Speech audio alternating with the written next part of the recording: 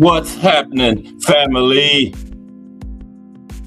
It's Cat Sports again, back for another afternoon with my people. Now, as usual, before I get started, let me give a shout out to the JBT community. It's just boxing talk. We're a group of people who just love to talk boxing. And we're always looking for others to join us. And you don't have to have a podcast. The only requirement is you just have to love to talk boxing. That's all. That's all. Miss Cass, hashtag JBT. Jury faints. Flawless mentality and Black excellence. Salute. Mike Mason. Salute to everyone. And welcome to another episode of Cat Sports, the Boxtorian. This is the Wednesday afternoon edition. Salute to Thomas Hill in the building. Hashtag JBT. Welcome to another edition of Cat Sports, the Boxtorian. This is the Hump Day edition. Halfway through the week, Pro Box Week. Everything is looking good. course, boxing fans. I'm going to give a little brief preview on the pro box when we get started, about 2:30, of course. And today, we're going to be talking about the current champions and current boxing rankings. Okay, I'm going to go through each division and run it down like I do every 6 to 8 months. Because, you know, with all these different sanctioning bodies and interims and scoopers and super dupers and champions in recess and silver international champions and green local champion. When I did it last year in the 17 men's divisions, we had 80-something champions. And in the 17 women's, we had 60-something champions. So, yeah. Today, I'm going to put you down with each one of them and the rankings. And then if we have time at the end, I'm going to go over just how the criteria they are supposed to use to rank these fighters, because these sanctioning bodies use it. But I'm going to go over the criteria that they are supposed to use. But how's everyone doing this Wednesday afternoon? You know, if it's Monday through Friday at 2 o'clock, it's the Box Story. That's me. Your friendly neighborhood box story. Bringing you all that boxing history. Okay? And other things too. You know, I've talked about footwork and different types of punches. Sanctioning bodies, trainers, promotional companies, referees, judges. Talk about it all here. And don't forget, tomorrow is going to be panel day. I'm going to drop the link right about 2:30 and open the panel up. And we're going to spend the whole show chopping it up, hopefully. Talk about whatever you want to talk about. It's your day. That's going to be every Thursday. I was thinking about making it Monday because that's when the fights just happened over the weekend, you know, but I don't know. It's Thursday this week, tomorrow. And then Friday is the profile day. It's Marvelous Marvin Hagler this week. Yep. Then going through the Four Kings. You know, we did Thomas Hearns first a couple weeks ago. Then this past Friday was Roberto Duran. This week is Marvin Hagler. And last but certainly not least, it's going to be Sugar Ray Leonard. And like I've been saying, anybody got any ideas about any kind of historical shows you would like me to do, please let me know. And I will do them. Okay? This is our channel. I aim to please. I guess the Ryan Garcia, Devin Haney fight is still fresh in our minds. I know it's still fresh in mine. But what's Bill Haney been saying? I haven't been really keeping track. Somebody said he cried after the fight. I don't know how true. I would have loved to see that. Big bad Bill crying. Remo, hashtag Let's Talk Fashion, hashtag JBT in the building. Yeah, I would have loved to see Bill crying. Wow. Did y'all see the short where Adrian Broner was trolling him? Adrian was like, Bill, anybody seen Bill? He said, Devin's okay, but I'm not sure about Bill. It was funny. You have to see it. Bill! Oh, AB. Yeah, he got him good. But yeah, we got another good one today. The current champions and the rankings. You know, like I was saying, there's so many different types of champions, you know. But you know what it is? Anytime you have that champion attached to your name, you know what you got to do. You got to give up that 3%. You know, yeah, Remo. Yeah, I saw that yesterday. Yeah, I've been checking it out. Some good ideas in there too. You'll see them in shows in the very near future. Very good ideas. Yeah, and I like the one about the New York-born fighters. Very good ideas. You will see them coming up shows. Yeah, Meldrick Taylor and Julio Cesar Chavez. I hated that. Richard Steele. That was terrible. Stopped the fight with 2 seconds left, man. That was ridiculous. I mean, if the man was hurt in 2 more seconds, I don't think too much more damage. The damage had to been already done. So, and the man was ahead on all 3 judges' calls. Yeah, Julio Cesar Chavez got a couple of gifts. Then he had the Pernell Whitaker fight, where Pernell Whitaker basically dominated him, and they called it a draw. And then Frankie Randall, they finally gave somebody the win against him, and they made that a split decision. When Frankie should have got the UD, but they did. They couldn't cheat that time, but they tried. So he was like 80-something before he lost, but yeah, got a whole bunch of gifts in there. He should have had a loss long ago, but still a great fighter. But yeah, he got a lot of assistance. Yeah, early stages of professional women's boxing, in contrast with the state of women's boxing today. Yes, that's a good one, TM. That's what I want, all those good ideas that'll keep being shows for months and months and months. But yeah, it's the middle of the week. We got Pro Box tonight. I'm going to go over that. You know, I wait till 2:30 so everybody can get in. Because Lonnie Lee's come. He gets off work at 2:30. And he's nice enough to stop by and give us support every day, so I don't want him to miss too much of the show. He'll just miss a couple minutes because he'll get it like 2:35. But how is everybody this Wednesday afternoon? It's beautiful up here in Baltimore. People walking around in short sleeves and shorts today. I took my hoodie just in case. End up taking it off. It's, nice. Took it off before I even took off. I went out the door, took a couple steps, and the hoodie had to come off. Yeah, beautiful day. It's almost May, so this time, yeah, you know, April can be winter one day, spring the next day, then summer the next day. That's how April is, but we almost do it. Next week is May.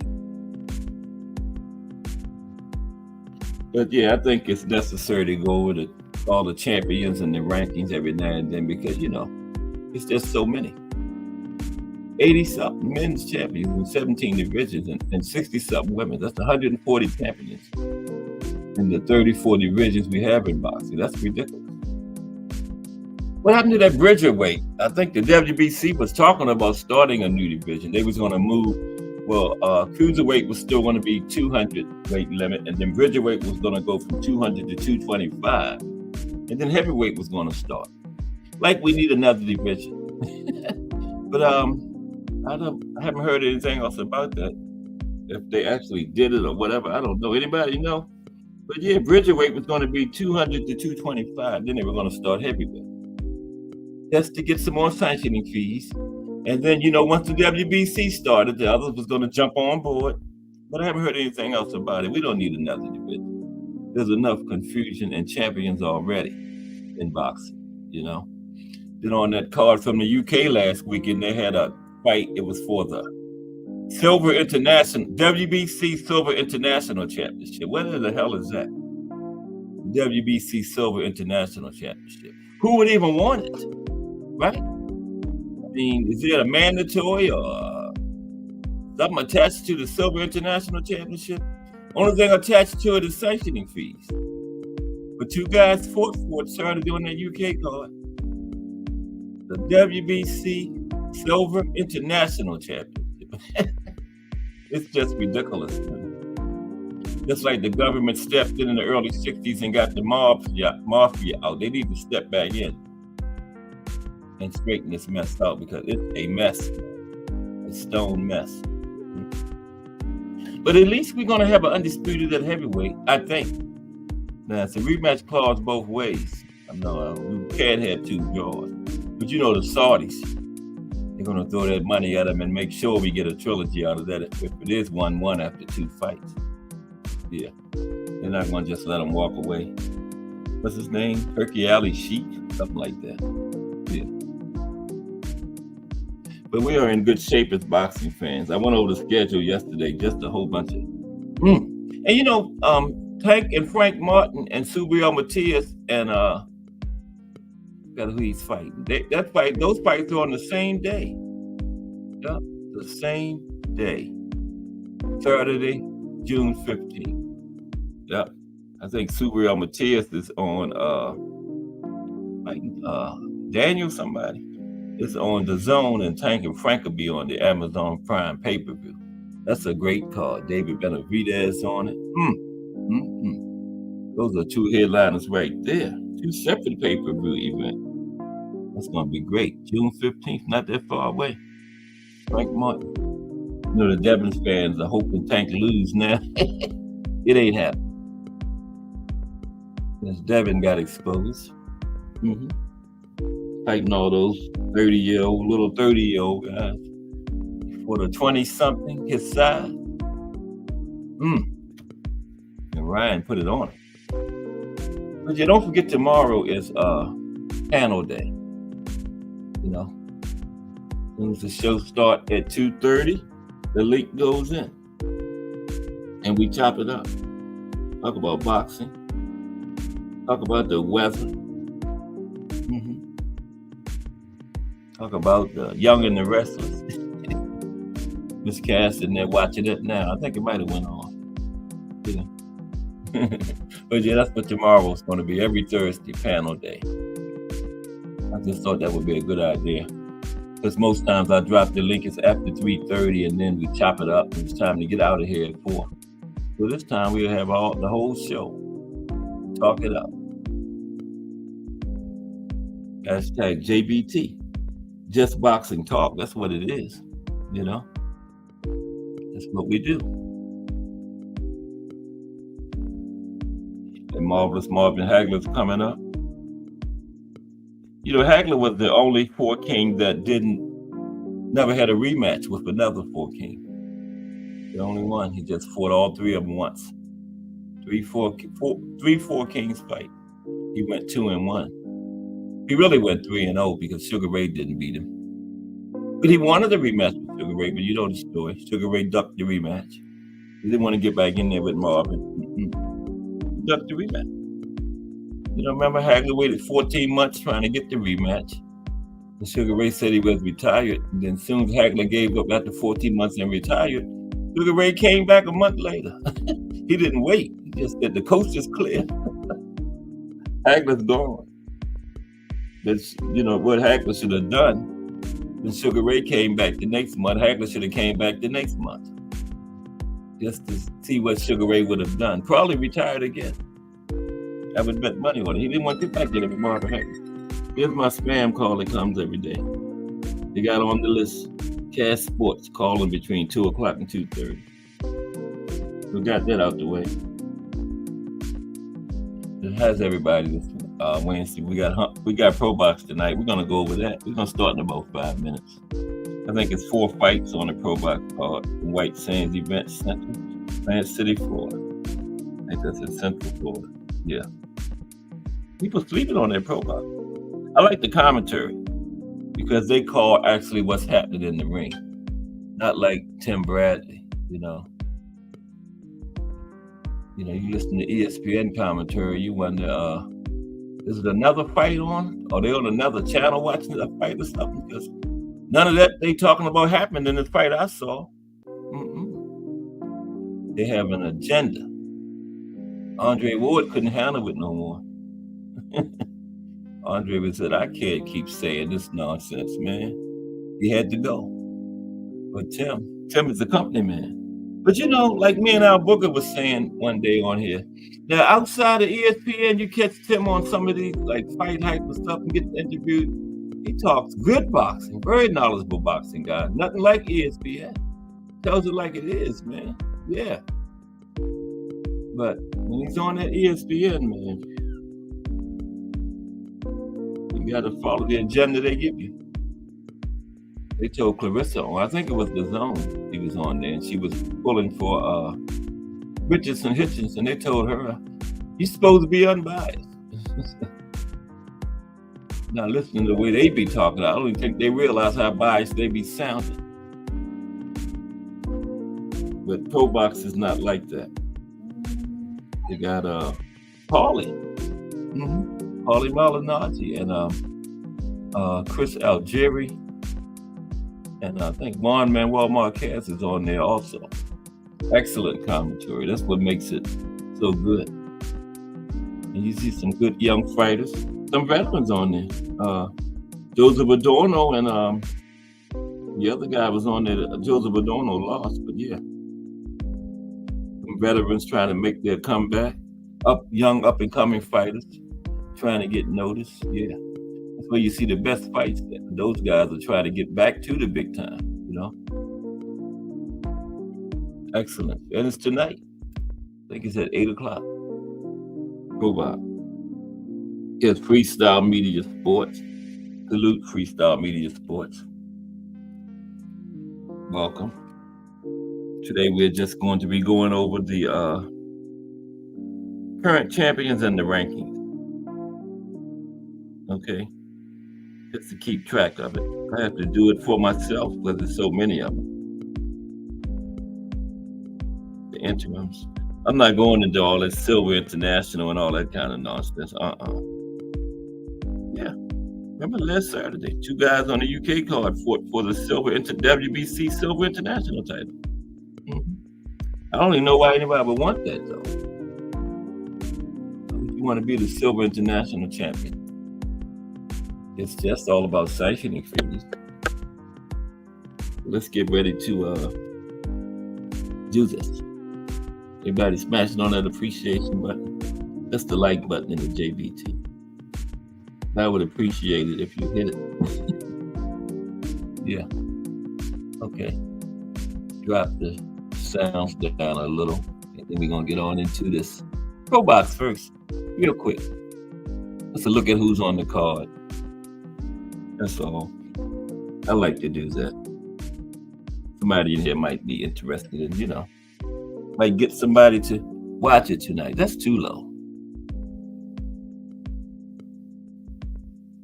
And I think this weekend is Jose Ramirez and Francis Bartholomew, right? That's this weekend? Yeah. I don't like Jose Ramirez because he lost me money. I bet my wife on him and Josh Taylor. And Jose lost my money.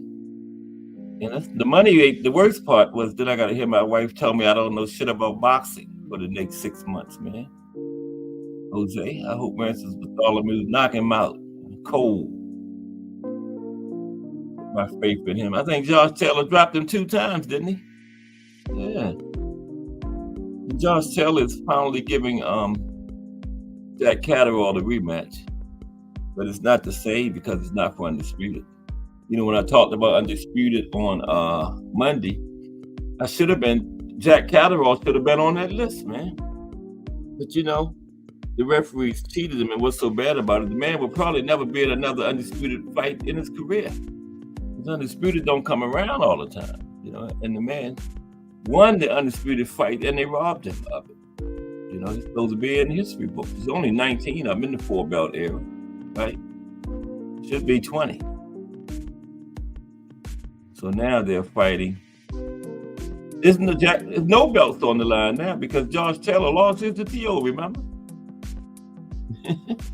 It's just crazy how these judges do.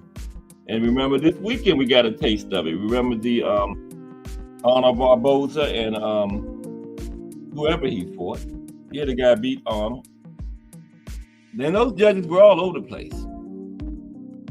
One judge gave Barboza 2 rounds, right? Then another judge gave him the fight. I mean, these judges watching the same fight. I know all the cards are not going to be exactly the same, but wow. How can one judge only see him winning 2 rounds and then another judge see him winning the fight? He's supposed to be using the same criteria, watching the same fight. That's too wide of a difference there, man. Like I say, they're not going to be exactly the same, but god damn. One give him 2 rounds, only 2 rounds, and another one give him the fight. Wow. What are they doing? Something needs to be done. And it ain't the training, because more training don't cure cheating. That's what it is. It's cheating. That was Oscar's new signee. Any one of them? You have the win. That's all it was. Okay, let's get ready to get started. Let's talk about pro box right quick. Okay, you can drink of my cooler. And then we're gonna get started. Stopped by the store on the way home and forgot to get my juice. My Everclear, but I had cooler than this. I didn't drink enough water for right now. Okay, let's get ready to get started. Pro box. But salute to everybody. Appreciate everybody for rocking with me today. Okay, now Pro Box is from the White Sands Event Center in Plant City, Florida. That's where their cards always are at. Now the main event is Ramon Cardenas versus Eduardo Ramirez. Okay. Now Cardenas comes in with a record of 24 wins, just one loss, 13 knockouts. He's from San Antonio, Texas. And he comes in on a hot streak, right? His last fight, he won a 6-round technical stoppage of Israel Rodriguez Picasso. That was in February. He looks to continue his momentum and build toward a world title shot. Right? His opponent is Ramirez, like Eduardo Ramirez. Just like Jose, the one that lost my money. He's 22 wins. I'm going for Cardenas just because this guy's last name is Ramirez. But Ramirez is 22 wins, 2 losses, 3 draws, 16 knockouts. He's from Guaymas, Mexico. He's a veteran.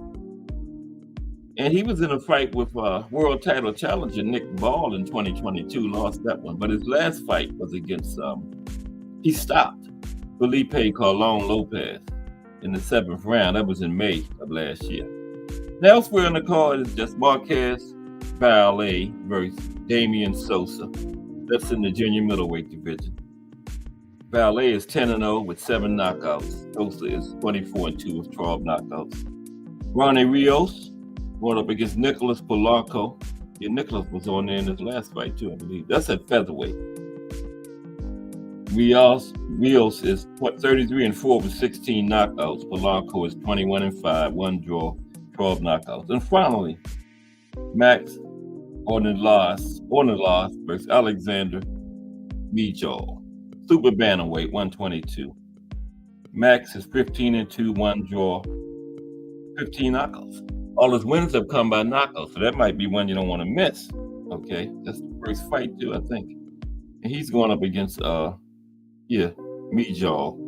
He's 19-7, 8 knockouts, like a journeyman, you know. Okay, let's get into the rankings. Okay, I don't know why this phone keeps doing that. Maybe I got that. Let me see. Bear with me for 1 second. Bear with me for a second. Maybe I got that on. Yes, I do. That's why it keeps flipping like that. Now it's off. And we're good. Salute to Miss Cass, too, Executive Vice President of Cass Sports. Okay. Today. Is the music too loud, too low, too something?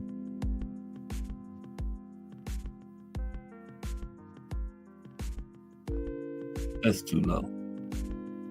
That's good. Okay, get my slide display set up. Okay. Nope, I didn't go far enough up. How is everybody? It's hump day. We're heading toward another weekend and some more fights. We haven't had no Thursday or Friday cards in a while. Early in the year, we was getting those Friday cards left and right, remember? And now, all of a sudden, they just, we haven't had none in a minute. I was enjoying it. Remember that one we had Pro Box on Wednesday? I think it was JoJo on that Thursday, and then we had Oshaki for Nova that Friday. Okay, but we didn't have anything on Saturday that week, but that was a good week. Yeah.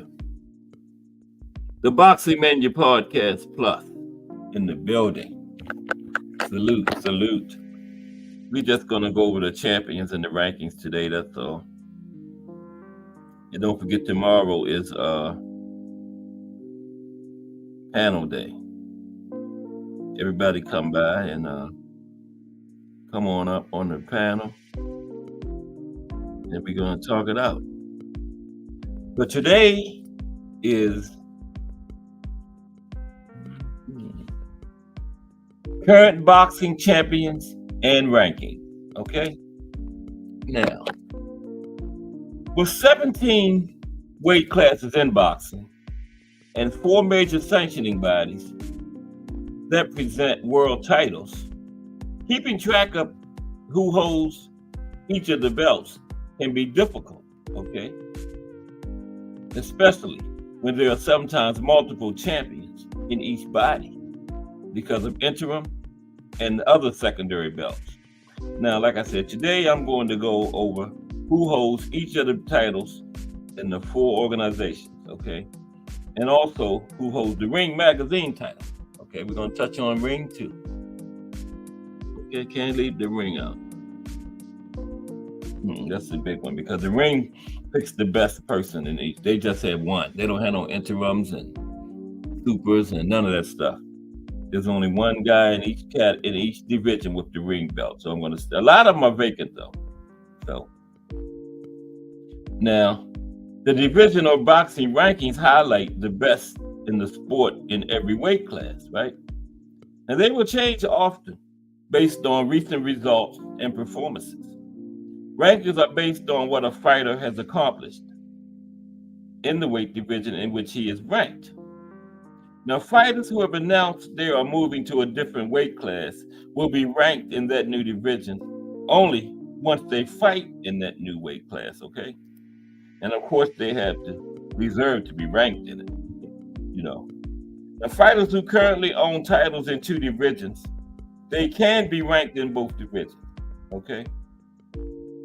Now, fighters who haven't competed in the past 12 months and don't have a fight scheduled will be dropped from the rankings until they fight again. Now, any fighter who tests positive for a banned performance-enhancing drug or substance will also be removed from the rankings. That boxer will be eligible to re-enter the rankings after his next fight, okay? And prove he doesn't have that, still have that substance in his system, of course, okay? Now start with heavyweight, the heavyweight division, okay? Now the champions for heavyweight are as follows. And this is as of April 23rd, 2024, as of yesterday. Very up to date, okay? Very up to date. Now at heavyweight, the WBA, WBO, IBF, and ring champion, Alexander Usyk, has all those belts. And of course, the WBC is Tyson Fury. Now, Joseph Parker is the WBO interim heavyweight champion, and Muhammad Shah is the WBA regular heavyweight champion. Now, you got me on what all that means. I have no idea. Now, the rankings. Tyson Fury is ranked number 1, okay? Alexander Usyk, of course, is the champion, right? This is of the ring. Tyson Fury is ranked number 1, okay? He's 34-0 with 1 draw, 24 knockouts. Of course, his next fight is May 18th versus Alexander Usyk. Ranked number 2 is Alexander Usyk, okay? And he is 21-0 with 14 knockouts. And his next fight is May 18th versus Tyson Fury. Ranked number 3, AJ, Anthony Joshua. 28 wins, 3 losses, 25 knockouts. His next fight is not scheduled as of now. Ranked number 4, Joseph Parker. 35 wins, 3 losses, 23 knockouts. Next fight to be announced. Ranked number 5, Philip Hrgovic. 17 wins, no losses, 14 by knockout. Not a bad knockout rate. His next fight is June 1st versus Daniel Du Bois. All right. Number 6, Zilly Zhang. 26 wins, 2 losses, 1 draw, 21 knockouts. His next opponent is on June 1st, the Bronx Bomber, Deontay Wilder.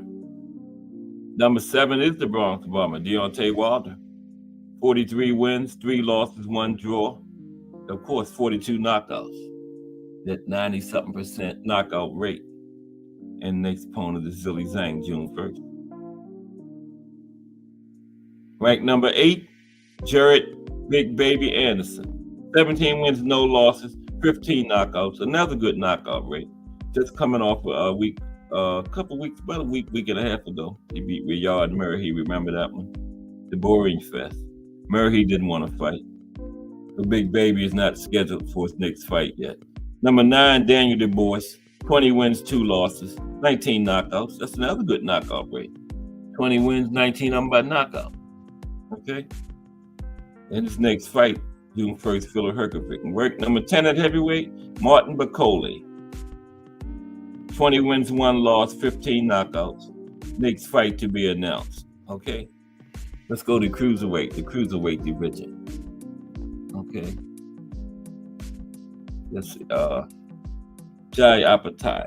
Okay, he's the ring champion. That's him on the screen. Cruiserweight, 200-pound weight limit. WBA champion is Gilberto Ramirez, Zerdo, member of the Golden Boy Protection Racket. Okay. WBC is Noria Mickelhan. IBF is vacant. WBO is Chris William Smith. And the ring is Jai Apatai. Okay. The rankings for the cruiserweight division is ranked number 1 is Jai Apatai, 24 wins, no losses, 19 knockouts. His next opponent is May 18th versus Mavis Breedis. That should be a good one. That's on the isn't that on the Fury undercard? That's a great card. Fury and Usyk card. Okay, yeah. That's a great card. Apatai and Breedis should be a great fight. Yeah. And some other good fights on that card too. From Saudi. Yeah, the Saudis are putting it down. But yeah. Apatai versus Breedis is on that card. Rank number 2 at cruiserweight is Noria Mickelhan. Okay. He's the I think Noria is the WBC champion, yeah.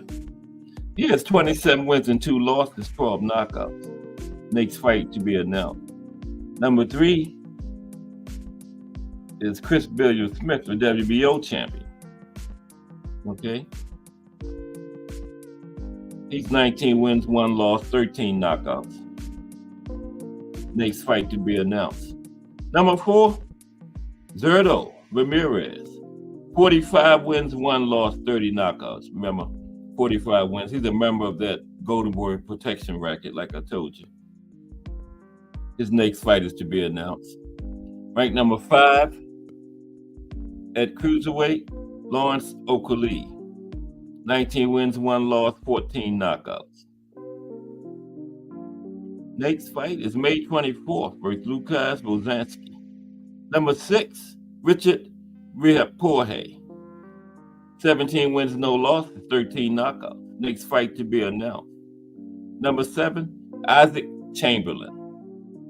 16 wins, 2 losses, 8 knockouts. Next opponent to be announced. Number 8, Matus Masternak.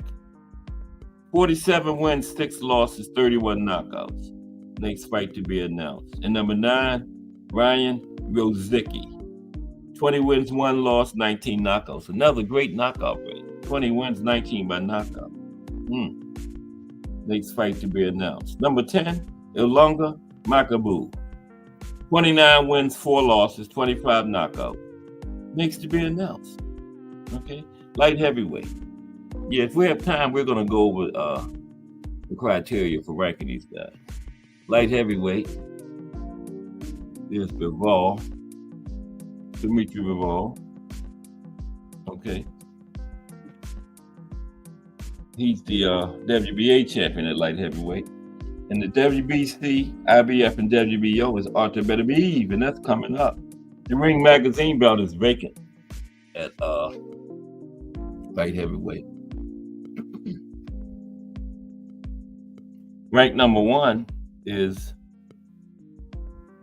Artur Beterbiev. Okay. Next fight is June 1st versus Bivol. There's Beterbiev. Okay. Ranked number 2 is Bivol, Dimitri Bivol. He's 22-0. Beterbiev is 20-0. Okay.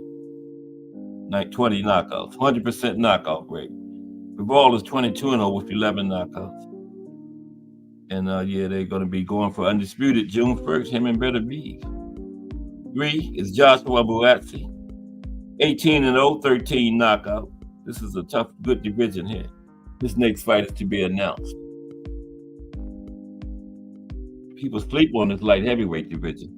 4 is Anthony Yard, 25 wins, 3 knockouts, 25 wins, 3 losses, 24 knockouts for Yard.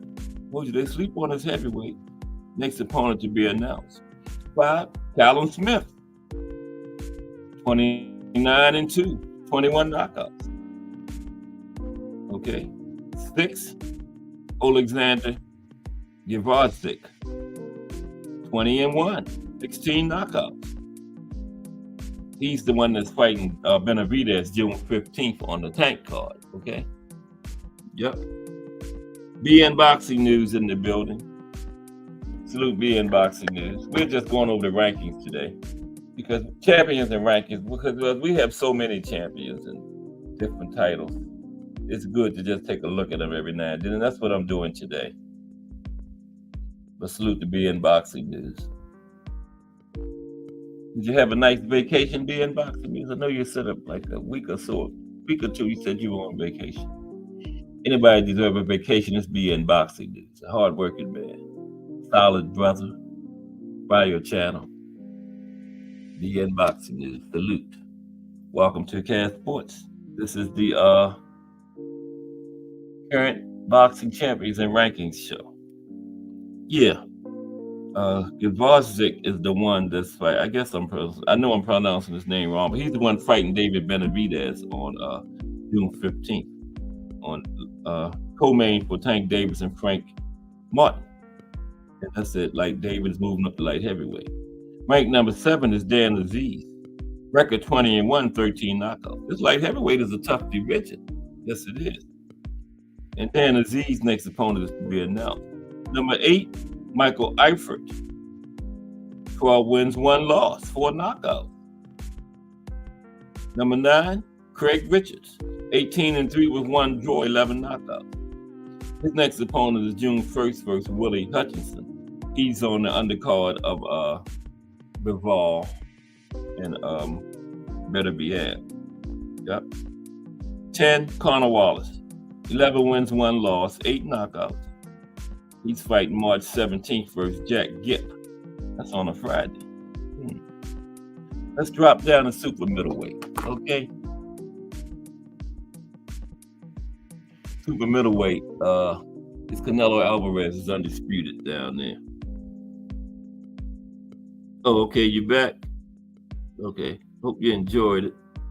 Yeah, I know you needed it because you're a hard-working brother, BN Boxing News.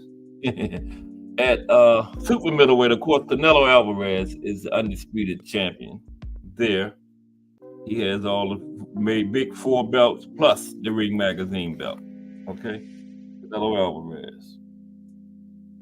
David Benavidez is the WBC interim super middleweight champion, and David Morrell is the WBA regular super middleweight champion. Again, I don't know what that means. It means nothing. Don't mean nothing, anything to Canelo. You don't pay neither one of them any attention. They might as well just drop those. David Benavidez that went on up. He said, hell with Canelo. He ain't gonna fight me, so I'm gone. Okay. And ranked number 1 at super middleweight is Canelo Alvarez. This man has a record of 60 wins, 2 losses, and 2 draws, 39 knockouts. That he really has at least 7 losses with all the gifts he's got. He's got at least 7 losses. But he's listed as 60-2. Okay. And of course, his next opponent is May 4th against Jaime Munguia. Number 2 at super middleweight, David Benavidez is fighting at light heavyweight next, but he's still ranked number 2 at super middleweight. And he's 20-0, 28-0 with 24 knockouts. Not a bad rate. And of course, Alexander Gvozdyk is his next opponent. Co-main for Tank Davis and Frank Martin. Thursday, June 15th. That's a great card there. Great card. Okay. And number 3 at super middleweight is David Morrell. 10-0, 9 knockouts. Another great knockout rate. Next opponent is to be announced. Number 4, Jaime Munguia. Got the Canelo. He won the Canelo sweepstakes. He's 43-0, 34 knockouts. Another member of the Golden Boy Protection Racket. Okay, Jaime Munguia. But he won the Canelo sweepstakes. May 4th, Canelo Alvarez, Cinco de Mayo. 5 is Christian Mbili. He's 26-0 with 22 knockouts. Decent knockout rate. His next fight is May 25th versus Mark Heffron. 6 at super middleweight is Diego Pacheco. 21-0, 17 knockouts. I'm not sold on him. He was kind of like had a tough fight that last fight. Okay, McCallman, a few weeks back, April 6th. He got a 10-fight unanimous decision, but no, I'm not too sold on him. Okay, all you got to do is get him going backwards, and you got it. Okay, he had a tough time in the fight before Carvin. I can't remember which one that was. Okay, number 7 is Edgar Berlanga. 22-0, 17 knockouts. He had that big streak, and I don't think he had another one since. I think he got one since. Yeah, his last fight was a knockout. That was the first one after all those knockouts. And I think he messed himself up because he was getting all those first round knockouts and he wasn't getting any kind of development. Because, like Virgil, Bayab, they both got 100% knockout rates, but they getting rounds in. They're not knocking everybody out in the first round. Okay, they going up into the fights, getting rounds in. But Edgar, 16 straight first round knockouts, he didn't develop, and now look at it. So yeah, that really hurt him. Okay, number 8 is Demetrius Andrade. 32 wins, 1 loss. He has 19 knockouts. Number 9, Bektemir Melikuziev. 14-1, 10 knockouts. And number 10 at super middleweight is Eric Bazilian. 32 wins, no losses, 23 knockouts. His next fight is May 2nd versus Shaquille Fenton. Okay, 32-0 must be a padded record. And Caleb Plant was moved from the rankings for inactivity. Remember at the beginning I said if you don't fight in a year, don't have a fight scheduled, you're removed. And that happened to Caleb. Okay, he got taken out because of inactivity. Not in the ranking. Yep. Thomas Hill says, being boxing news, salute to the great brother, always giving us that proper prescription of that good boxing talk. No doubt, for sure. Lonnie Lee in the building. There's Lonnie. What's up, Lonnie Lee? It's almost 3 o'clock. Where you been? But you're here now. That's what it counts. Lonnie Lee, hashtag JBT, that is. We just going over the champions and rankings today, Lonnie. It's necessary to do that every now and then because we got so many. Remember last time I did it last year? It was 80-something men's champions in the 17 divisions and 60-something women's champions, remember? So we got to go over them every now and then just to keep track because we got so many, the interims, the regulars, like I was saying, 2 guys fought last week for the WBC Silver International title. Anybody know what that is? Who even would want it? What does it do? Does it get you a mandatory or something? Only thing the Silver International title gets you is sanctioning fees. They're going to have their hand in your bag. Let's go to middleweight, okay? middleweight. What did I put up there for middleweight? I think I put was it Janaback? Yeah, Janaback. There's Janaback. But middleweight, the champions are WBA is Landy Lara.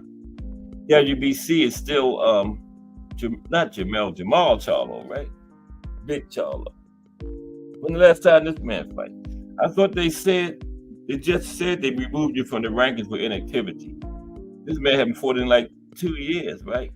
Why is he still the WBC champion? Probably not in the rankings, but why is he still a WBC champion? Anyway, the IBF and the WBO is Janaback. That's Janaback up there on the screen. And the Ring magazine is vacant for middleweight. And Carlos Adames is the WBC interim middleweight champion. Again, I don't know what that's supposed to mean. I know what it's supposed to mean, but what it means is nothing. Okay. Let's look at the ranking. Rank number 1 is Janaback. 15-0 with 10 knockouts. Okay. Number 2 is Carlos Adames.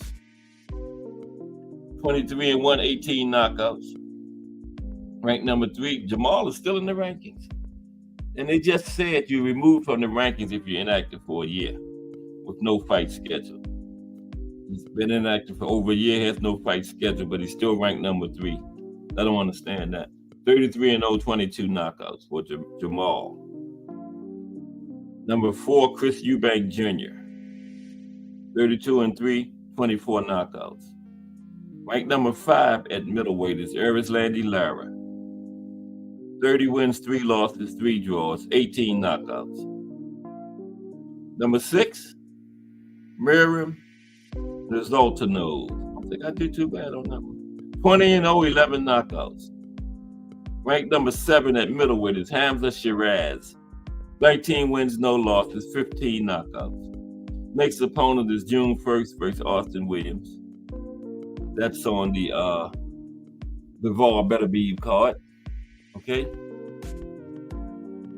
Ranked number 8, Liam Smith. 33 wins, 4 losses, 1 draw, 20 knockouts. Number 9, Elijah Garcia. 16-0, 13 knockouts. And number 10, Sergey Derevyanchenko. One way I did that right, I heard it so many times. Sergey is 15-5 with 10 knockouts. That's middleweight. And Triple G has been removed for inactivity, but they leave Maul on there. Triple G fought since Maul fought last. You know, yeah, they have guidelines and stuff to go by, but they sure don't go by them. Oh my goodness, get away from here with that long. Junior middleweight, okay. Here's Mel. Junior middleweight. The champions are as follows. The WBA is Israel Madrimov. WBC, the WBO is Sebastian Fundora. He hasn't been too long, got that. IBF is vacant, and the ring is Jermell Charlo.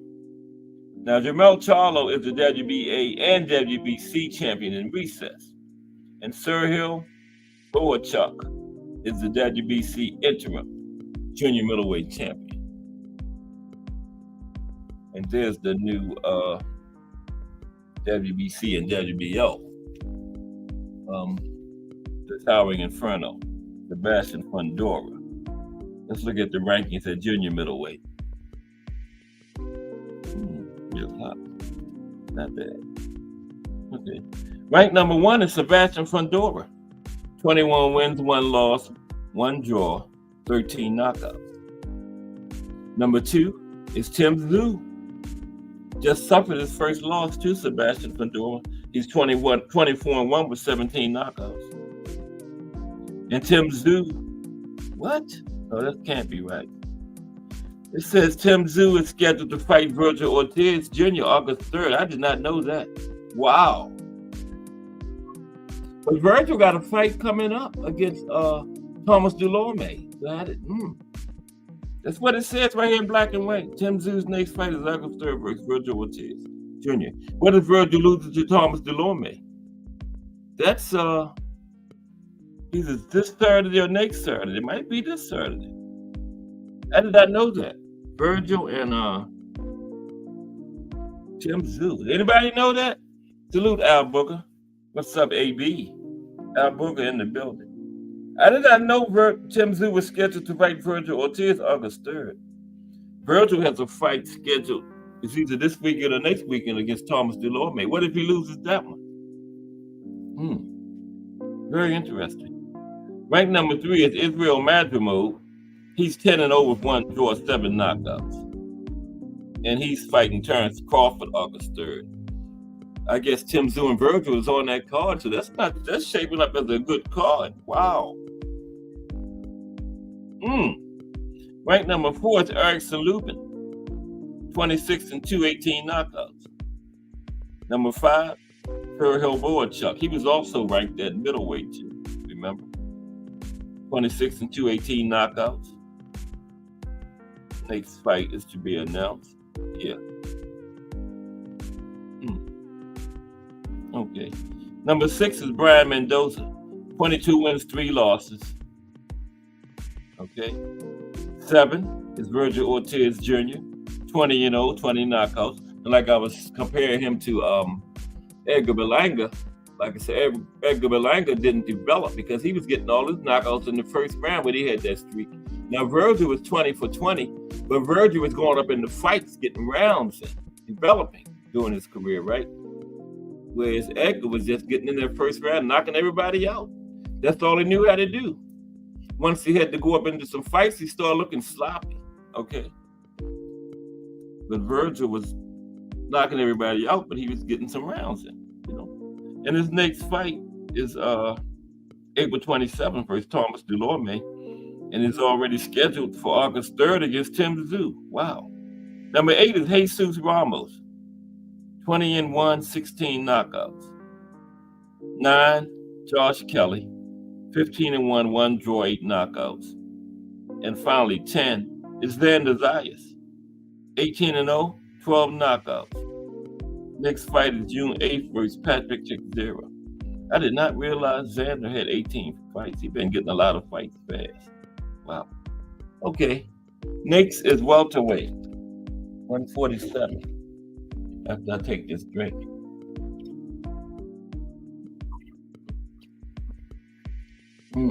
That is delicious. Okay. Everybody smashing on that like. Salute Al Booker. Okay, welterweight. Welterweight. You know who I had to put up there? Bud Crawford. Yeah. Okay, champions at welterweight are as follows. WBA, WBC, and WBO, and Ring Magazine champion is Terrence Bud Crawford. And the IBF belt is Jaron Ennis. Okay. Now, Mantis Stanionis is the WBA regular welterweight champion. And Mario Barrios is the WBC regular welterweight champion. Okay? Just Do Boxing is in the building. Salute to Just Do Boxing. Okay? We are just going over the rankings today because there's so many champions and so many different titles. I think it's necessary every now and then just to take a look at them. And we are down in the welterweight division right now. And that's Terrence Bud Crawford on the screen. He's, what is he? He has everything except for the IBF. WBC, WBA, WBC, WBO, and Ring, and Boots has the IBF. Now, the rankings at welterweight are as follows. Of course, Terrence Crawford is ranked number 1, 40-0, 31 knockouts. His next opponent is August 3rd, Israel Madrimov. That's not a bad card. Virgil Ortiz and Tim Zhu. I just found that out today. Is on it. Ranked number 2 is Earl Spence Jr. Earl is 28-1 with 22 knockouts. Next opponent to be announced. Ranked number 3 is Jaron Ennis. 31-0, 28 knockouts. Nice knockout rate.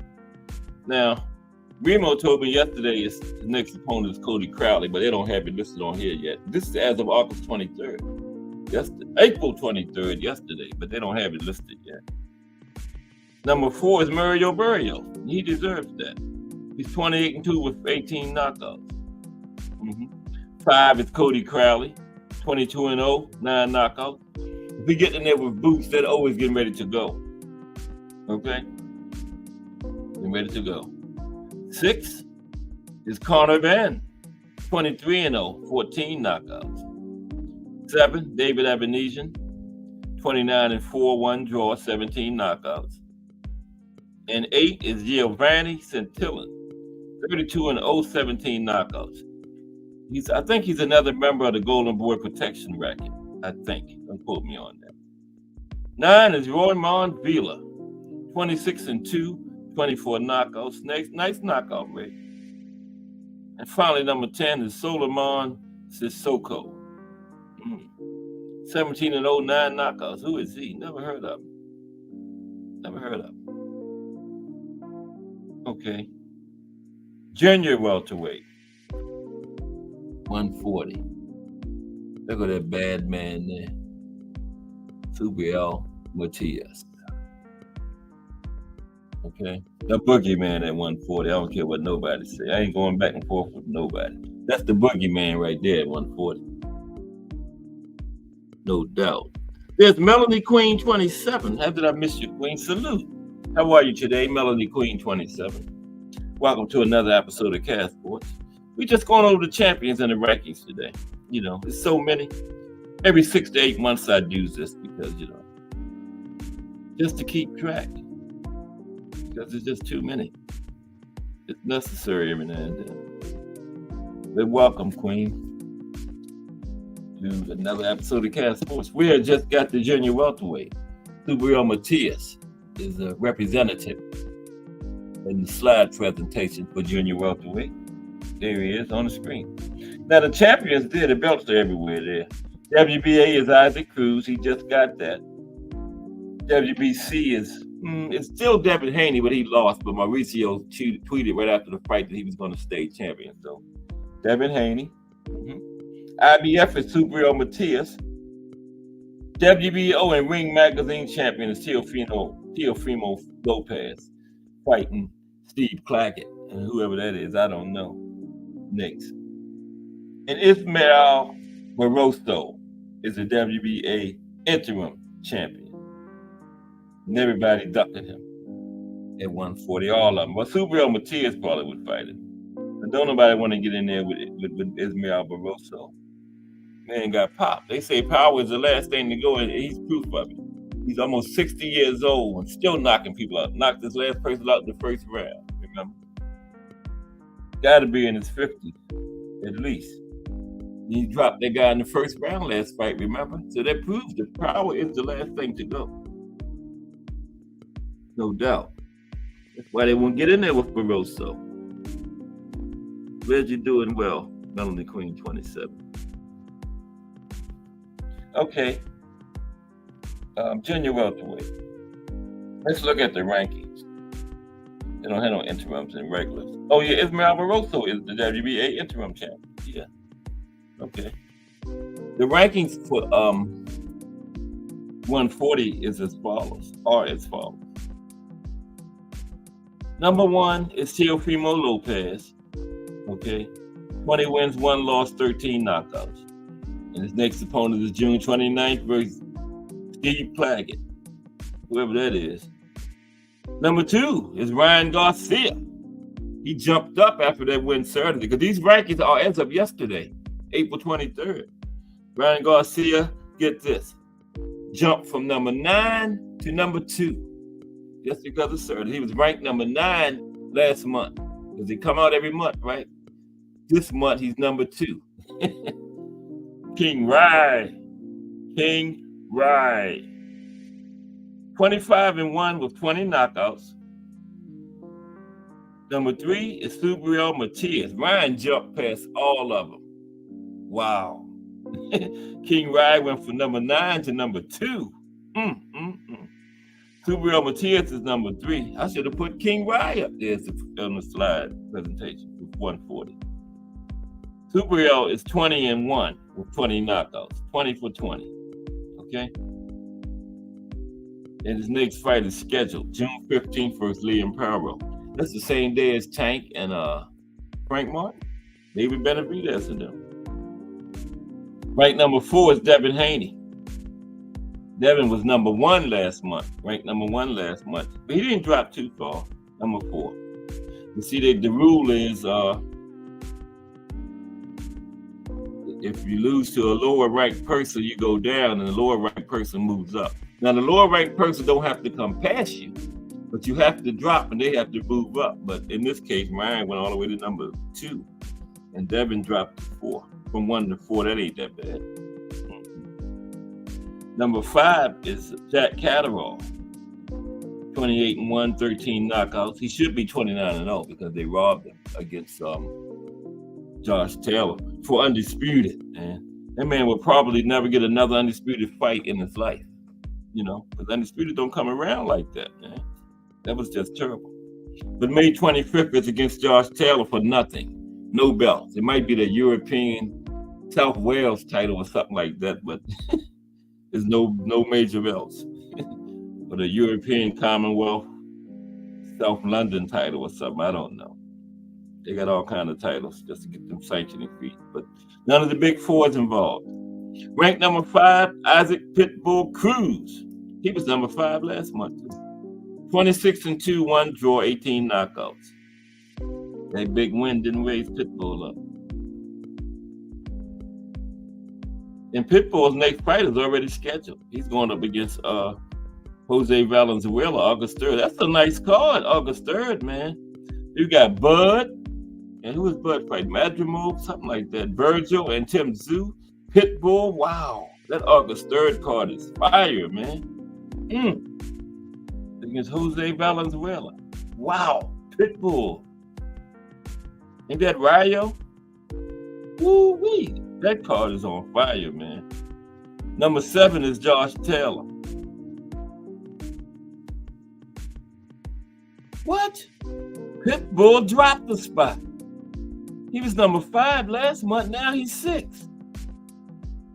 I would put him in front of Catterall. He only beat Rolly, so yeah. But, you know, everybody had to drop that was after number 1 because Ryan went up. So, you know, everybody had to go back 1. Yeah, that's what happened with that. Okay. But number 7 is number 7? Josh Taylor. Okay.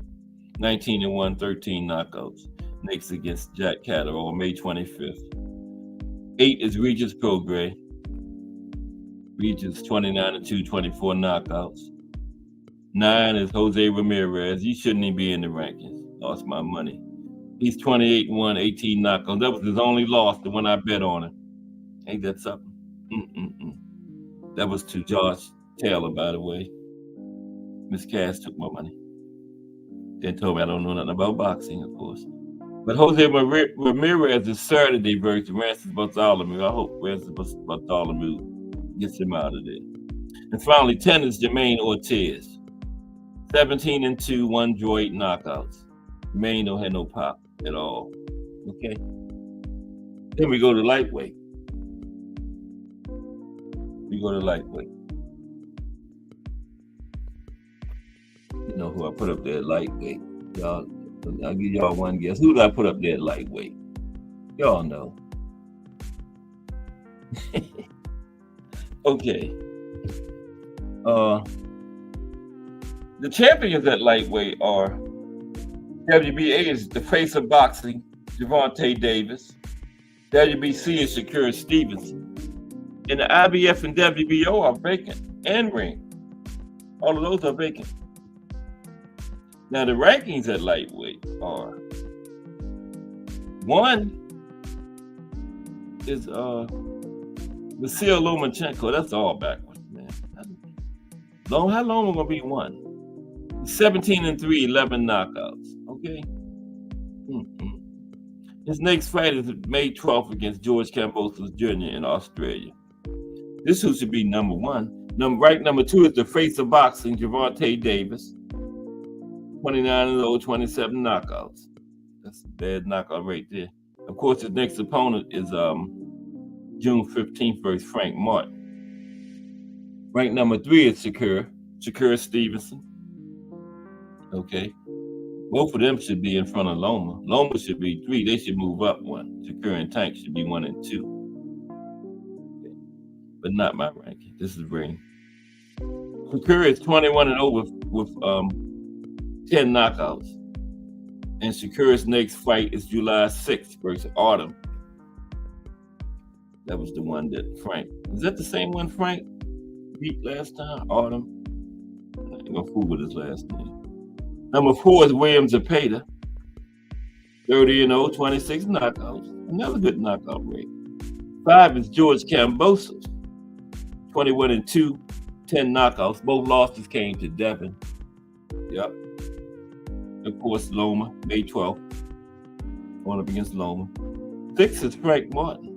Frank should be up some, I think. He shouldn't be that low. I would put him in front of Kambosos. But Frank is 6th. 18-0, 12 knockouts. Nate's is, June 15th versus the face of boxing, Gervonta Davis. Did I say Gervonta Davis was the face of boxing? Okay. Number 7 is Raymond Wiratala. 20-0, 16 knockouts. So that kid there is dangerous, man. 8 is Zaw Abdullah-Ab. 18-1, 11 knockouts. 9, Keyshawn should be higher than that, man. They got Keyshawn 9. He's 10-0, 7 knockouts. That's not a bad knockout rate. I would have Keyshawn in front of a couple of these people. But 10 is Dennis Berinchik. 18-0, 9 knockouts. Okay. And this next fight is against Emmanuel Navarrete. Yeah, Emmanuel coming up. That's May 18th. That's on the Tyson Fury and Usyk card over there in Saudi. Yeah, Emmanuel coming up that's for the WBO. Emmanuel moving up. Yeah. Mike Grimm in the building. What's happening, Mike Grimm? Just going over the champions and the rankings, Mike. There's so many. We got to take a look at them every now and then. That's all. And salute Mike Grimm. Don't forget, everybody, tomorrow, panel day. As soon as 2:30, as soon as I give everybody time to get in the building, 2:30, the link goes in. Hopefully so. Some people will come up and chop it up with me, but we'll see. Junior lightweight is next. Ushaki Foster. The junior lightweight is another division that's all over the place with the champions. We got WBA is Ahmad Roach. WBC is Ushaki Foster on the screen. IBF is Joe Cordina. WBO is Emmanuel Navarrete. Now, what is he going to do about that? Because he's going up for the WBO at 135. Is he going to defend both of them?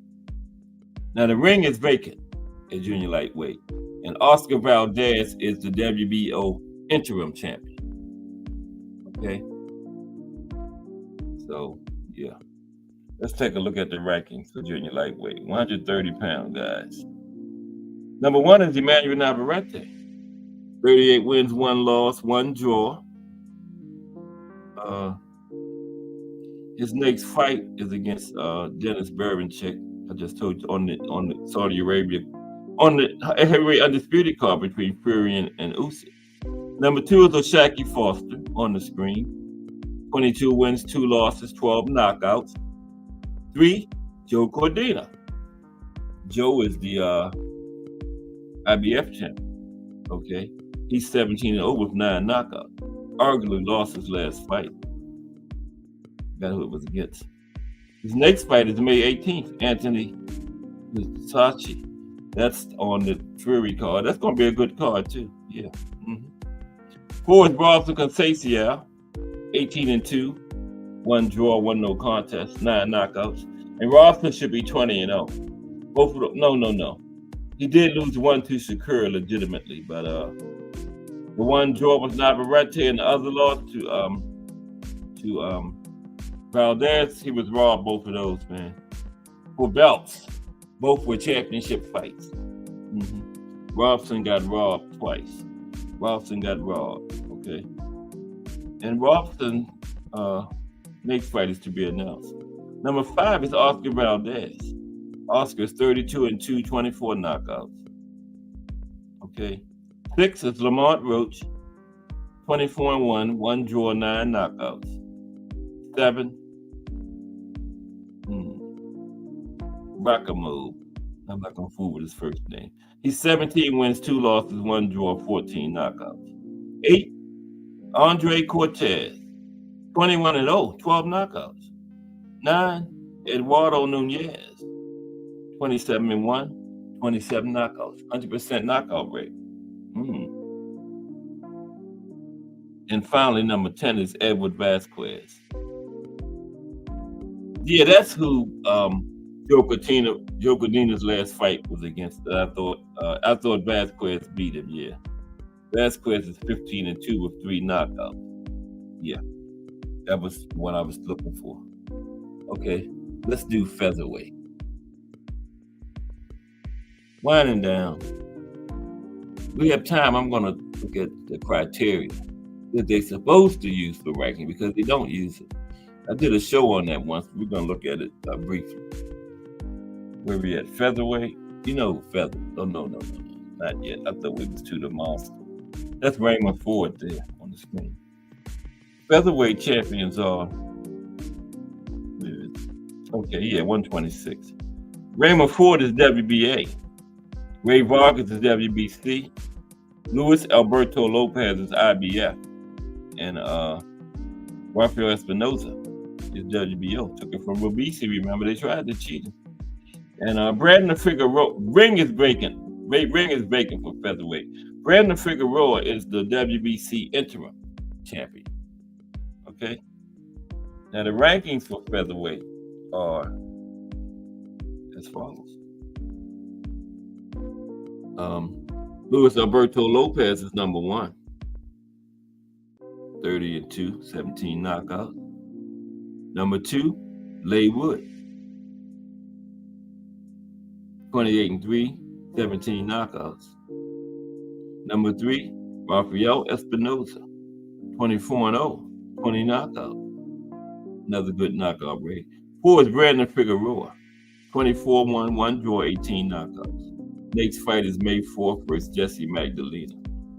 Jesse Magdaleno, he got to be in his 40s. That must be Jesse maybe it's his son or something. Damn. I thought when Pitbull knocked him out a couple years ago, I thought that was it for him, but he's still fighting. 5 is Raymond Ford. Okay. Raymond is 15-0, 1 draw, 8 knockouts. His next fight is June 1st versus Nick Ball. That's on the, what card was that? I forgot already. It was a pretty big card. That's the headliner for that card. Raymond Ford, yeah. Versus Nick Ball. 6 is Robeisy Ramirez. 13-2, 8 knockouts. 7, Ray Vargas. 36-1, 22 knockouts. 8, Bruce Carrington. 11-0, 7 knockouts. Bruce climbing the rankings. 9, Josh Warrington. 31-3, 1 draw, 8 knockouts. Finally, Nick Ball. 19-0, 11 knockouts. Next is June 1st versus Raymond Ford title fight. If you beat Raymond Ford, Nick will definitely go up in the rankings, no doubt. If you can beat Raymond Ford, yeah, Nick will climb up a couple notches. Deservedly, too. Okay. Junior featherweight. Okay. Junior featherweight. The Monster. Okay. The Monster got that sold up, undisputed, and ring. Okay. He has every belt you can possibly have there. All the major ones. WBA, WBC, IBF, WBO, and ring. The Monster. Look at the ranking. Of course, the Monster is number 1. 26-0 with 23 knockouts. Good knockout rate. His next fight is May 6th versus Louis Neary. That's not next. It's the Tuesday after next. So you set your clocks for like 3:30, 4 o'clock. Monster would probably be like 6, something like that by the time he fight, but it starts like 3:30 because they don't go by our time. Like some countries will make their fights according to United States time, right? But not them. They say, you want to see them, you got to get up. The Monster Little Brother's on that card, too. He's champion at bantamweight. 2 is Stephen Fulton. 21-1, 8 knockouts. Only lost 2 to Monster. Okay. 3 is Louis Neary. 35 and 127 knockouts. Next fight, May 6th, versus the Monster. 4, Marlon Tapales. 37-4, 19 knockouts. 5, Ruahan Akman-Daliab. 12 and 1, 9 knockouts. 6, John Riel Casemiro. 33-4, 1 knockout, 22. 1 draw, 1 loss. 33 wins, 4 losses, 1 draw, 22 knockouts. 7, Sam Goodman. Sam is 18-0 with 8 knockouts. 8, Reese Aline. 20-1, 12 knockouts. 9, Elijah Pierce. 18-2, 15 knockouts. His next fight is March 29th versus Arthur Villanueva. And at 10, at junior featherweight, Doheny. TJ Doheny. 25 wins, 4 losses, 19 knockouts. Okay. Winding down. Next is bantamweight. In the bantamweight division. Okay, who is that?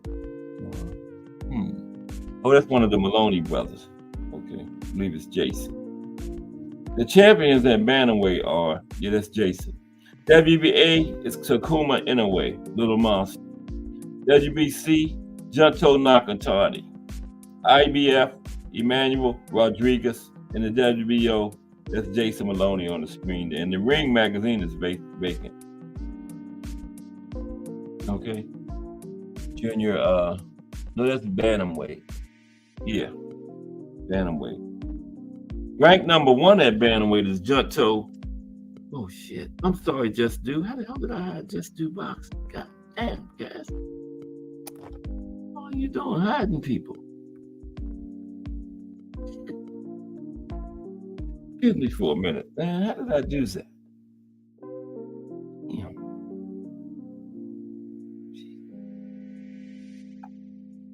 Yeah, you're unhidden, Just Do. Damn. Okay, my bad. My big fingers.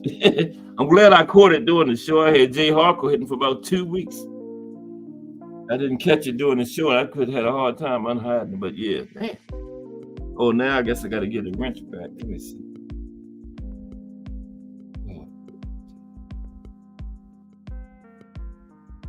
Excuse me for a minute.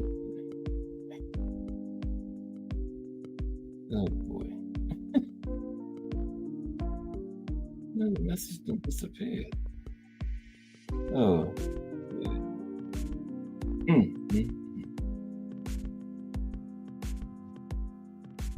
And I mean, give him yeah, okay, you're back, Just Do. Yeah, you're a moderator again and everything. Okay. Yeah. Damn. Okay. Bantamweight. I gotta watch my big fingers. Okay, the rankings at bantamweight is number 1, Junto Nakatani, 26-0, 19 knockouts. Number 2 is Takuma Inoue, Little Monster, 19 wins, 1 loss, 5 knockouts. He definitely don't have Monster's power, that's for sure. 3 is Emmanuel Rodriguez, not Navarrete, Rodriguez. 22-2, 13 knockouts. His next fight is May 4th versus Ryosuke Nishida. That's on the I think that's on the Canelo card, Cinco de Mayo, I believe. Don't quote me. 4 is Jason Maloney. Jason Maloney.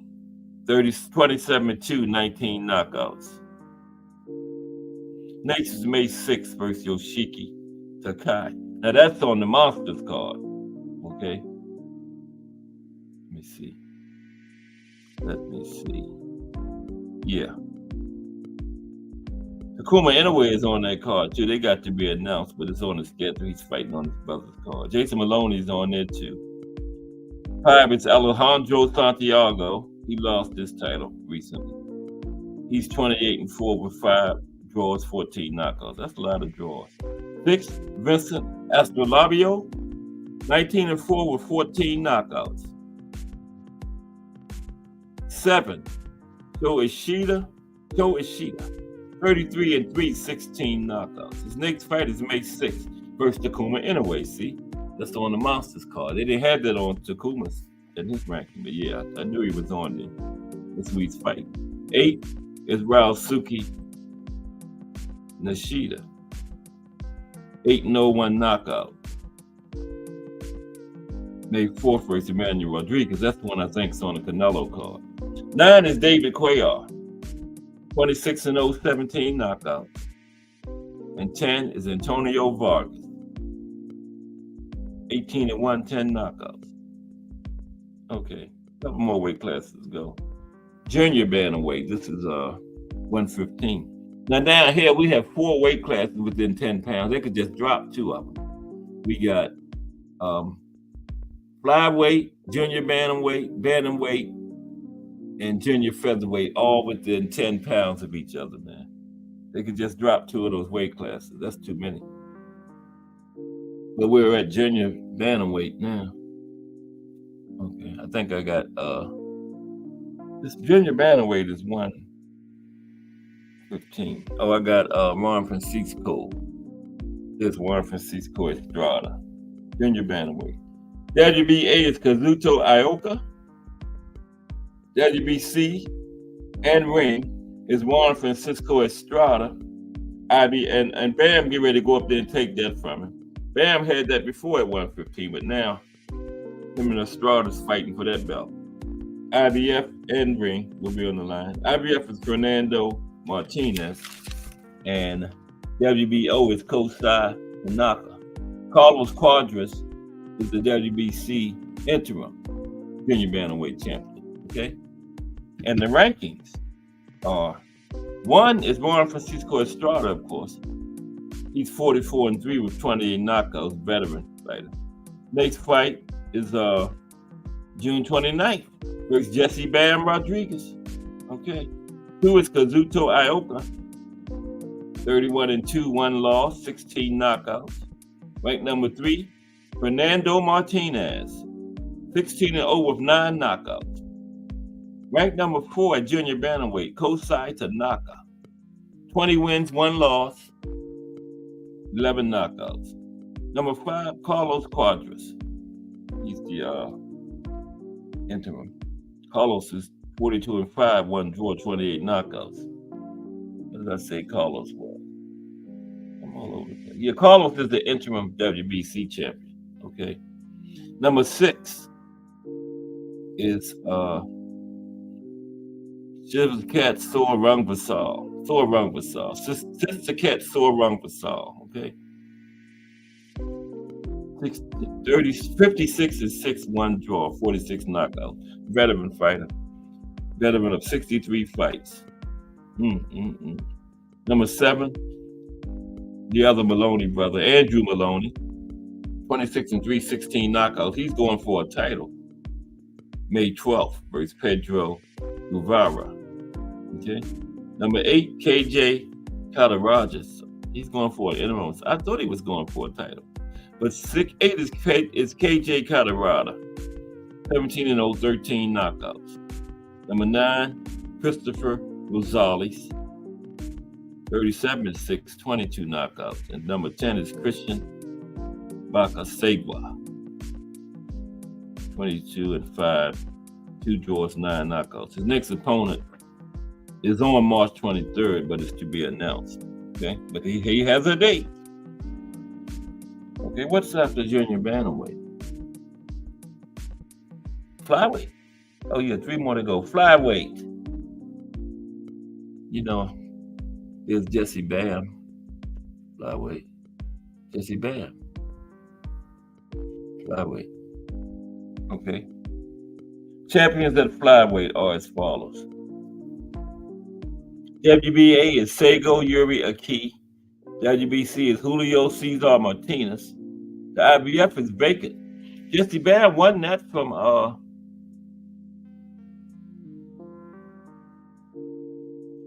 Sonny Edwards, but now he's vacant. I don't get it. But he's going up and challenging San Francisco in June. But Jesse Bam is still a WBO champion. And the ring is vacant. Okay. And the rankings at flyweight are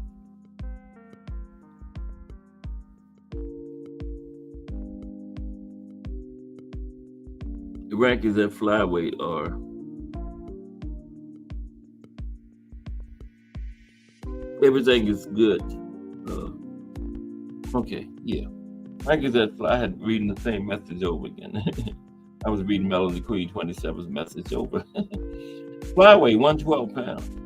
Of course, Jesse Bam Rodriguez is number 1, 19-0, 12 knockouts. Next fight, June 29th, San Francisco Estrada. 2 is Sonny Edwards, still 2, 21, 4 knockouts. That's what Sonny's problem. He didn't have no pop to keep Bam off of him. 20 wins, just 4 knockouts. Bam just walked through everything he was throwing at him and got him up out of there. Yeah. 3 is Julio Cesar Martinez. 21 wins, 2 losses, 1 no contest, 15 knockouts. 4, Sego Uriaki. He was also ranked at junior bantamweight. Right, number 4 here. 19-2, 1 draw, 11 knockouts. His next fight is May 6th versus Taku Kuwahara. That's on the Monster undercard on Tuesday after next. 5 on Hal Ayala. 17-0, 7 knockouts. 6, Artem Delakia.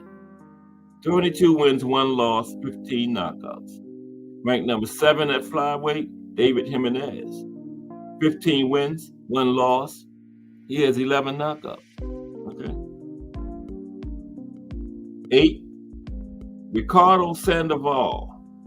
23 wins, 2 losses, 16 knockouts. Okay. 9, Bilal Yafai. 6 wins, no losses, 4 knockouts. Wow. His next fight is April 6th versus Augustin Garo. That's also on the Monster undercard. And 10, Angelino Cordova. 18 wins, 1 loss, 1 draw, 12 knockouts. Junior flyweight, 108 pounds, next to the last weight class. Junior flyweight, who do we have here? Junior flyweight, that's who is that? It's not Monster. Kenshiro Taraji. Okay, that's who that is, Kenshiro Taraji. And Kenshiro Taraji has the WBA, WBC, and the Ring Magazine belts at junior flyweight. IBF is Silvanati Notshinga, and the WBO is Jonathan Gonzalez. And the rankings at junior flyweight are: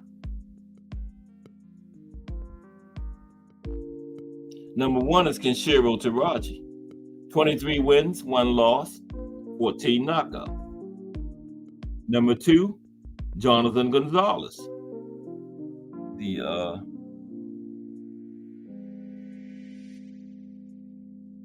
Jonathan Gonzalez is the WBO champion. Ranked number 3, Carlos Canizales. 26 wins, 2 losses, 1 draw. Jonathan Gonzalez is 28-3, 1 draw, 14 knockouts. Canizales is 26-2, 1 draw, 19 knockouts. His next opponent is to be announced. Ranked number 4, Silvanati Notshinga. He was also ranked at flyweight. 13-1 with 10 knockouts. Number 5, Adrian Curiel. 24 wins, 5 losses, 1 draw, 5 knockouts. Okay, they only put 5 guys in that ranking. And last but certainly not least is strawweight. And those are the Shigeoka brothers. The Shigeoka brothers, both champions down there. The mother told them not to fight each other. No, I made that up. But the champions at strawweight are: WBO is Knockout CP Freshmart. He has a brother too named Freshmart. Knockout does. WBC is Udai Shigeoka. IBF is Shinjiro Shigeoka. Now, I don't know which is which, but that's them on the screen there. The Shigeoka brothers, both champions. WBO is Oscar Collazo. And the ring is vacant at strawweight. Here are the rankings. Okay. We're going to have time to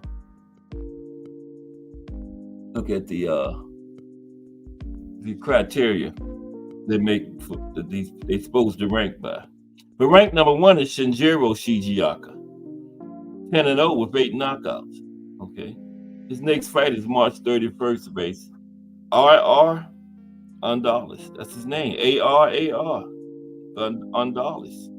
R.R. Number 2, the R.R. Come here. Number 2 is Oscar Collazo. 9-0, 7 knockout. Number 3, Melvin, or you going to the game tonight, RR? You know. Number 3 is Melvin Jerusalem. 22 wins, 3 losses, 12 knockouts. 4, Yudai Shigeoka. 8-0, 5 knockouts. Neither has ever lost. 5, see, this is CP Pechmanga CP Freshmark.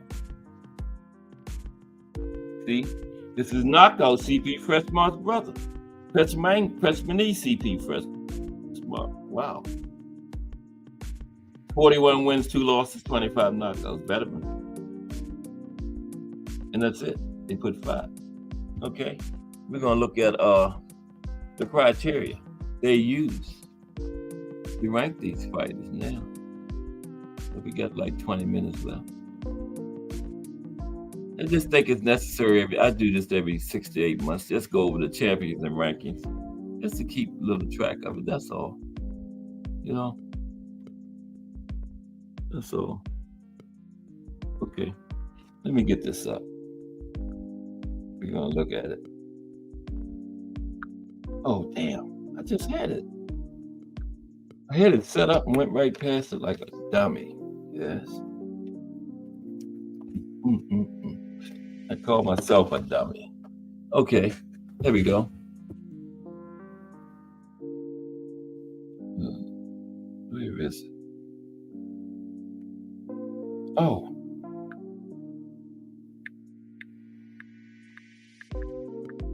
I didn't have it. Write it down on the way. Don't forget, tomorrow now is the panel show. Now, the criteria for the rankings are done, are made up. Come on. By an organization called, it's called the ABC, the Association of Boxing Commissions. Okay? Developed and approved by a vote of no less than majority of its members of state boxing commissioners. That's what this group is. This organization is made up of a group of state boxing commissioners, and they come up with the criteria that the sanctioning bodies are supposed to use, but they don't use it. Okay, they don't use it. Now, the basic, what they're trying to accomplish is to have the boxers themselves prove they are worthy of a top ranking, right? The movement of these top boxers should be based upon wins and losses and not on subjective criteria, which currently differs greatly between the sanctioning bodies, you know. And subjective will make it like biased and opinionated, you know. They want it to be objective, based on things the boxers are doing in the ring, you know, the records, who they fighting against, how much they can fight, you know. Now, like to maintain a top ranking of boxers should be at the very least active and competing against other ranked opponents, not just against anybody, other ranked opponents. Okay. And this type of ranking system will increase activity among the top fighters of the world, right? Now, it's left up to the sanctioning bodies how many fighters they rank, you know, in their ranking. They're supposed to go by this criteria. Okay. Now, The ranking must be based solely on win-loss records, level of competition, and activity. Okay? The record of any top-ranked boxer, shall be verified by the ABC's official boxing registry. So you had these boxers ranked, these records are all looked at and verified. Okay? No boxer can be ranked in more than one division, but we just seen. I told you they don't. We just saw at least 3 of them was ranked in 2 divisions. I just went to. I told you this Association of Boxing Commissioners made up of a group of state boxing commissioners. Give the sanctioning bodies this criteria, but they don't go by it. Didn't we just see at least 3 boxers that was ranked in 2 different divisions? This says no boxer can be ranked in more than one division. Okay? And for a boxer to receive a ranking, the boxer should have competed in at least 2 fights scheduled for 10 rounds or at least 4 fights scheduled for 8 rounds. Okay?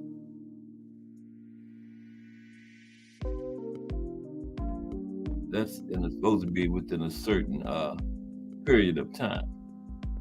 Okay?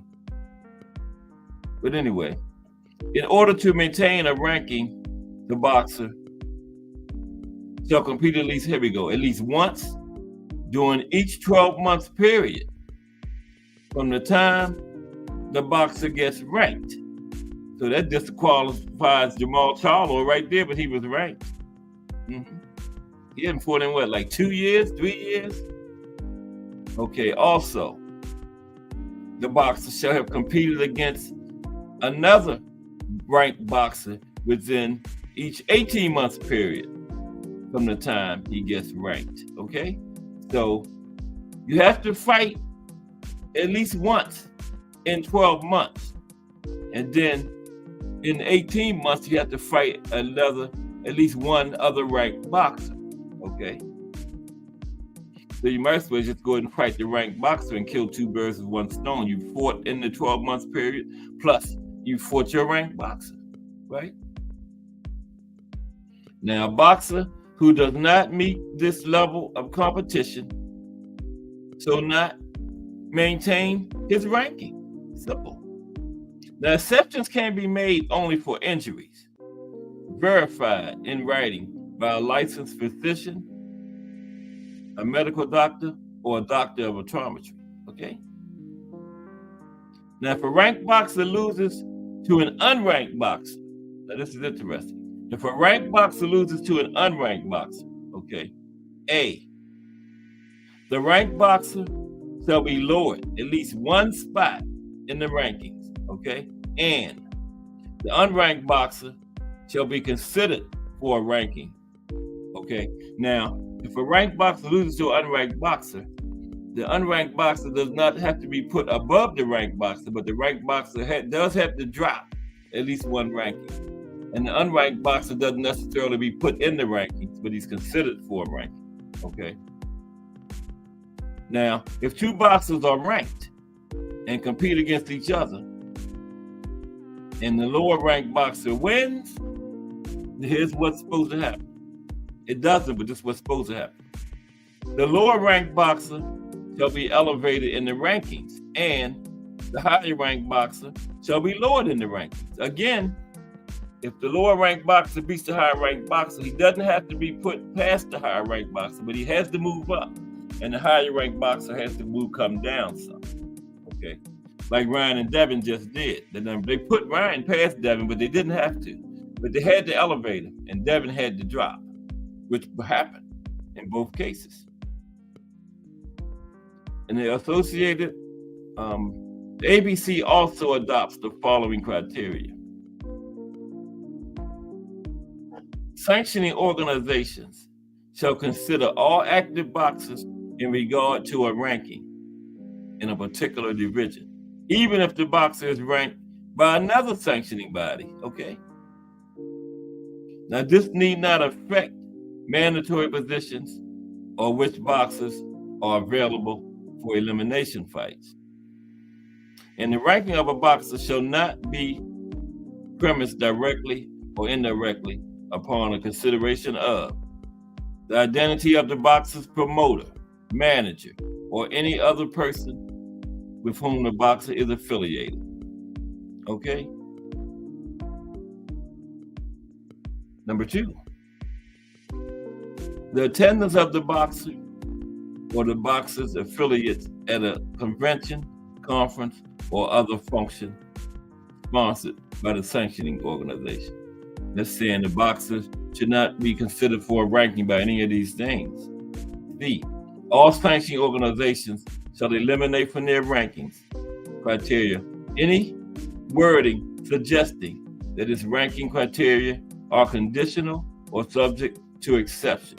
For example, all ranking criteria are subject to exception by the rankings committee. Let's get something here I wanted to say.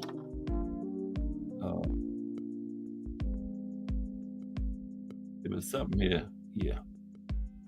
I need to find this because this was very interesting.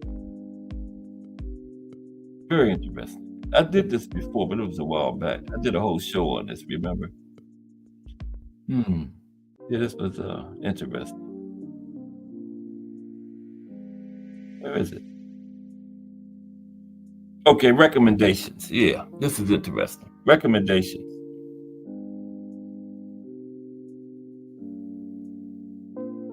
Now, a boxer should be designated as a mandatory challenger only after the boxer has participated in a sanctioning organization's elimination fight in which the 2 highest ranked available boxers fight each other, right? You should just be made a mandatory. You should have to fight the next highest boxer next to you. Makes sense. There should be no interim champion at all. If a champion is injured and thus cannot meet the boxer's obligations, given a 60-day grace period past the deadline, I thought it was 6 months, to defend the next 2 highest ranked boxers shall compete for the title. Do away with that interim. If the champion is injured and can't fight, then the next 2 ranked boxers should fight for the title. Okay?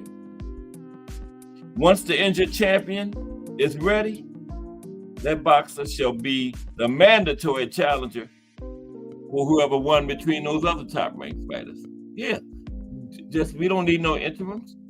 If the champion is injured, the next 2 high ranked fighters fight.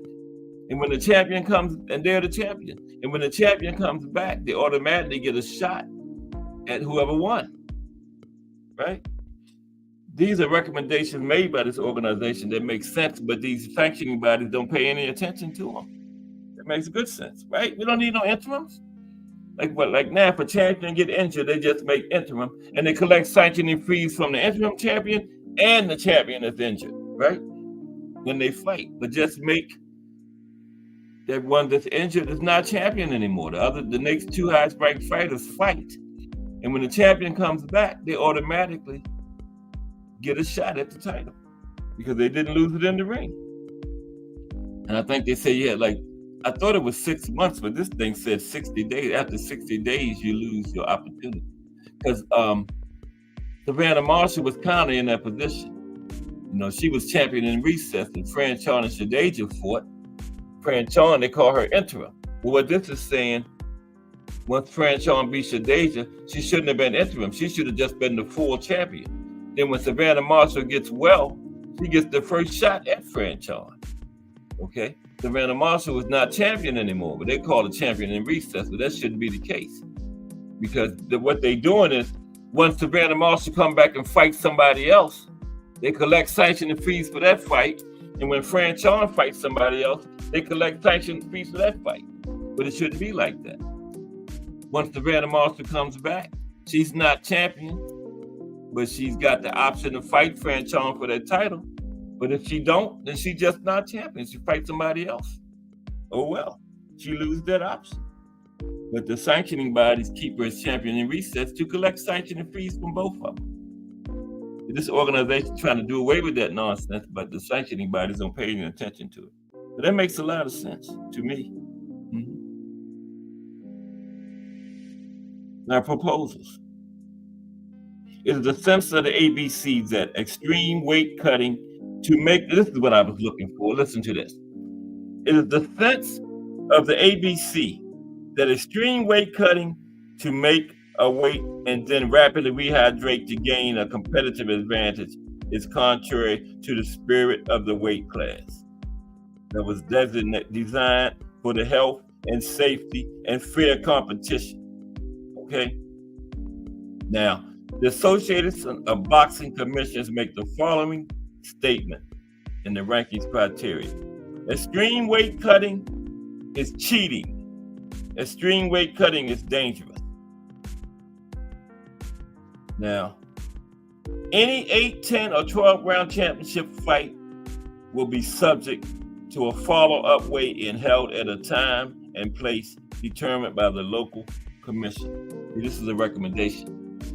At this follow-up weigh-in, the boxers cannot exceed 10% of the fight contract weight, okay?